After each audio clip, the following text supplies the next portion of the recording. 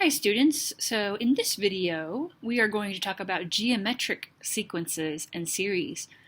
On the last set of videos we talked about arithmetic sequences and series where you would add a number to one term to get the next. This one's different. This time you multiply one term by a certain number and you get the next term. Okay, so here we have some examples of geometric series. And so on this one, notice as we go from one term to another, we're not adding the same number or subtracting the same number. We're actually multiplying by something to get the next term. So for example, if I multiply 27 by 1/3, I get 9. I multiply 9 by 1/3, I get 3. Okay, and so on. This one here, we're multiplying by 2. We're basically doubling it. So 3 times 2 is 6, 6 times 2 is 12, and so on. What they call this number, this is called the common ratio. Okay? If we look in our formula here, this is a formula for figuring out the nth term of a geometric sequence. And so in this formula, we have what we've seen before, a sub 1, that means that's the first term. R is that common ratio, what you're multiplying each term by to get the next one. Okay? So in this lesson, we're going to be finding the nth term. We're going to be finding a missing term maybe. We might be writing out terms. And then we will also find a sum of a certain amount of terms of the geometric series. And then we will go into infinite geometric series. So that's going to be kind of interesting.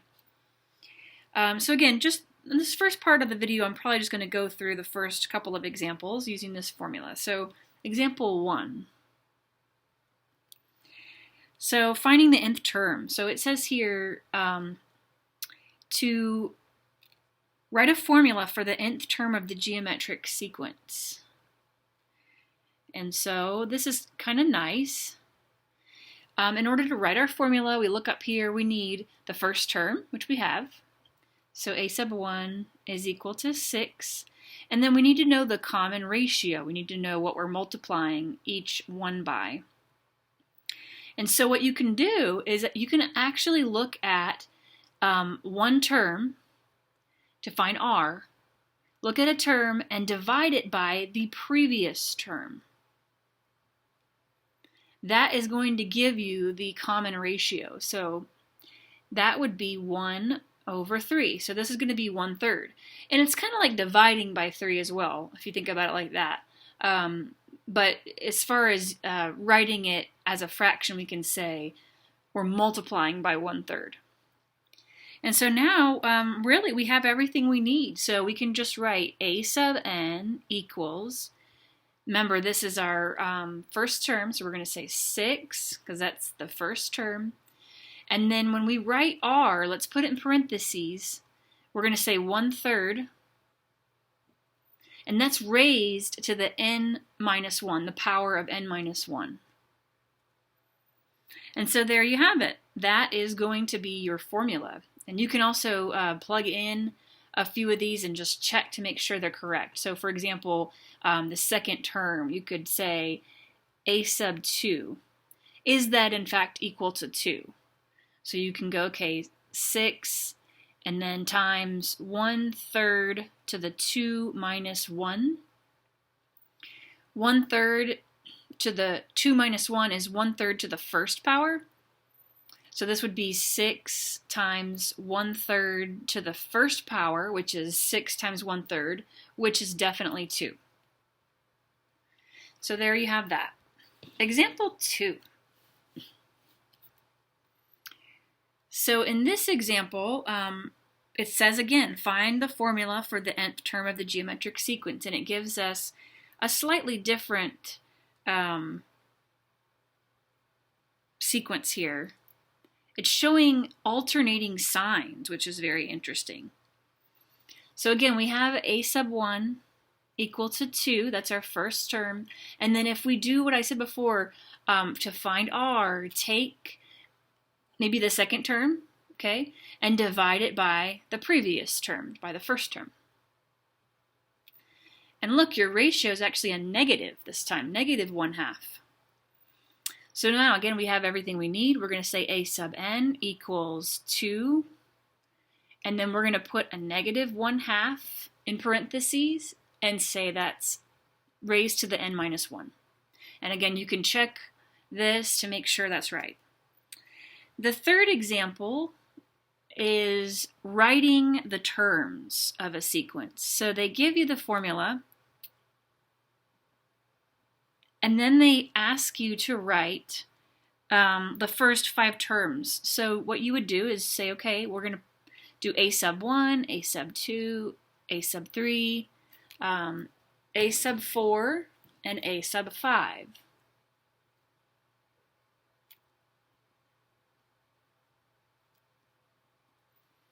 All right, so plug in where you can kind of see a sub n. We're replacing n with these values for each one. So we're going to say that's 3 times negative 2 to the 1 minus 1. 3 times negative 2 to the 2 minus 1, and so on. So I'll write these in here. And then we're going to find our answers here. So finding all of our terms here. Really, it's saying, you have, if you want to think about it, you have a 3, and you're going to multiply it by a negative 2 every time. So doing 3 times negative 2, that's negative 6. That should be the next one we get. And then you would keep multiplying each number by a negative 2. So, but again, this is 3 times negative 2 to the 0th power. Anything raised to the 0th power is 1. So you have 3 times 1, which is 3. And that's right. It matches the first term there.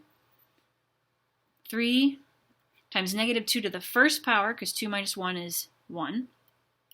That's 3 times negative 2, which is negative 6. 3 to the negative 2.